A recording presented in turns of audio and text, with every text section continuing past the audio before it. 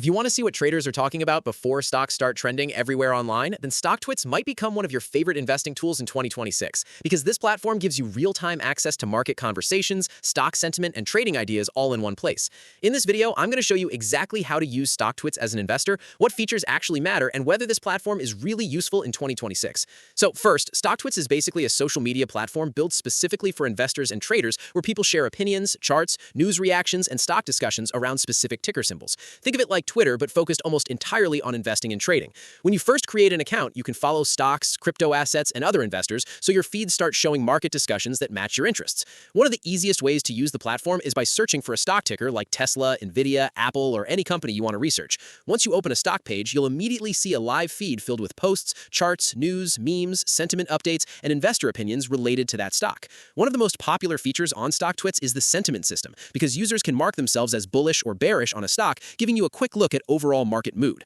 Another really useful feature is the trending stock section, because it helps investors discover which companies are getting the most attention in real time. The platform also includes watch lists, market news, alerts, earnings calendars, and community discussions that move extremely fast during major market events.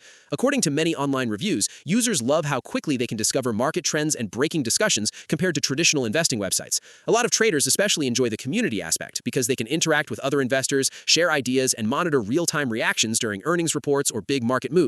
But there are definitely some downsides too. One of the biggest complaints is that Stocktwits can become extremely noisy and emotional, because anyone can post stock opinions whether they actually understand investing or not. Some users say the platform is filled with hype, fear, and meme stock behavior that can easily influence inexperienced investors into making risky decisions. Other users also mention that it's very easy to get distracted by short-term market chatter and constant notifications.